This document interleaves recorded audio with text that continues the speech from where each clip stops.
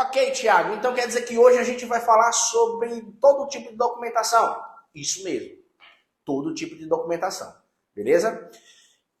Eu costumo, na nossa metodologia, trazer novos jargões. Então eu digo que no processo de regularização, no projeto de prefeitura, eu chamo de processo também porque projeto de prefeitura nada mais é do que um procedimento administrativo onde o particular, com a sua ajuda, se dirige ao poder público municipal.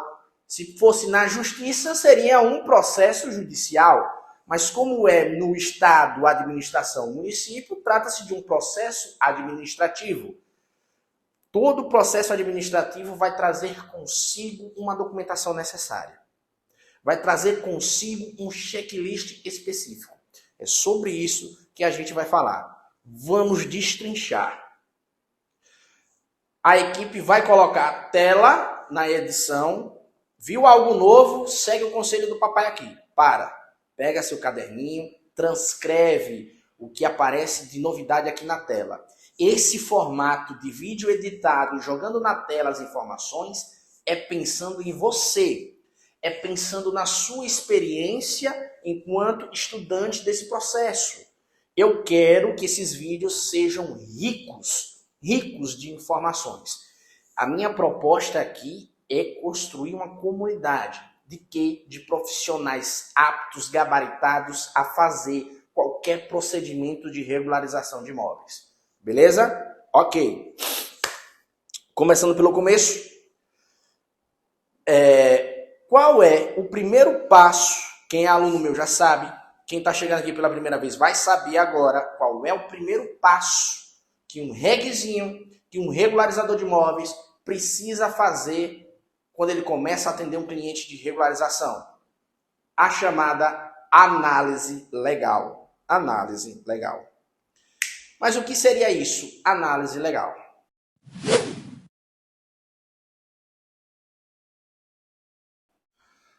Um dos nossos princípios fundamentais da regularização é toda regularização nasce na lei. É a lei, esse instrumento emitido pelo Estado, que vai trazer a noção de imóvel regular. Qual é a conceituação de imóvel regular, Tiago? É o que a lei diz.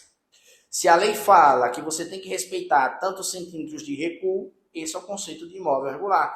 Se a lei fala que você deve respeitar uma determinada taxa de ocupação, esse é o imóvel regular. Se a lei fala de uma determinada taxa de permeabilidade ou taxa permeável, esse é o imóvel regular, o que respeita o que está escrito na lei. Essa é a noção de imóvel regular. Por isso você começa pela análise legal. Legal. Como assim? Primeiro, escritura do imóvel. É o que você vai analisar. Perfeito? Mas a escritura seria uma análise legal? De certa forma, sim. Por quê? A escritura deve representar a lei. Se o imóvel que está ali representado na escritura, ele está regular, ele é uma fiel representação do que a lei diz como regular. Ou ele está legal porque tem a sanção do poder público. Beleza? E nessa pegada, qual é a primeira documentação então que você tem que pedir? Via de regra, a da análise legal. Só que na aula de hoje eu vou começar por uma outra análise diferente. Eu vou colocar, em primeiro lugar, veja, quando você está atendendo, a primeira coisa que você vai fazer é a análise legal, verificar a escritura, verificar a certidão de inteiro teor. Beleza! Mas aqui, para efeitos didáticos, eu vou começar falando da documentação pessoal do cliente. E você vai entender o porquê. Se liga só. Primeiro plano, então, a documentação que o cliente tem que apresentar a você, que é o que eu recomendo. Olha, seu cliente, vamos fechar o contrato? Vamos, beleza. Eu vou precisar do seu RG, do seu CPF e de um comprovante de residência, da certidão de nascimento ou de casamento. Já nesse primeiro momento eu vou identificar se ele é solteiro ou se ele é casado, porque se ele for casado, a gente vai precisar também dessa mesma documentação do cônjuge dele. Bota pra cá, mané. RG, CPF, comprovante de residência. No mundo jurídico é a documentação da qualificação desse cliente. Toda pessoa física, natural. Precisa desse número de inscrição, porque nos bancos de dados do Estado, você é número, você é estatística. Você é o único que tem o número do RG tal, você é o único que tem o número do CPF tal, e isso te individualiza nos bancos de dados do Estado. Fica mais fácil para ele pesquisar sobre você. E aí vai, Estado, Finanças, Receita Federal, por aí vai, e as demais repartições públicas vão individualizar você por intermédio dessa documentação. Nenhuma outra pessoa vai ter o mesmo número de RG que você, nenhuma outra pessoa vai ter o número de CPF igualzinho ao que você tem. Essa numeração, então, ela individualiza você. Se ela individualiza você, fica fácil de achar nos bancos de dados. Ora, partindo desse raciocínio lógico, é esses mesmos dados individualizados que vão ter que constar na escritura. Só que quando eu peço o RG, o CPF e o comprovante de residência tem que estar aí no máximo nos seus 30 dias. Poxa, Tiago, prefeitura pede comprovante de residência? A maioria não. RG, CPF já está valendo. Mas eu já vi prefeitura pedir, inclusive, comprovante de residência e de dar BO quando o cliente fala, olha, eu moro de casa de aluguel. E o funcionário lá da prefeitura, ser intransigente, se vira. Me traz uma fatura de celular, me traz uma fatura de cartão de crédito. Beleza? RG e CPF, via de regra, maioria das prefeituras. Uma ou outra pede também comprovante de residência dentro dos 30 dias.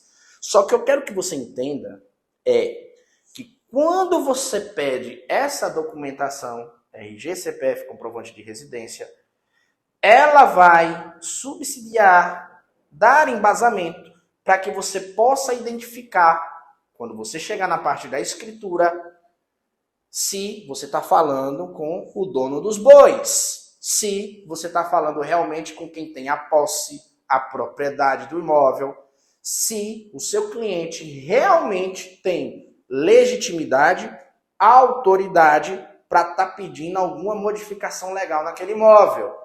Se o imóvel pertence a Joãozinho, por que você está falando com Mariazinha? Mariazinha não é dona, não tem posse, não tem propriedade. Primeira informação importante.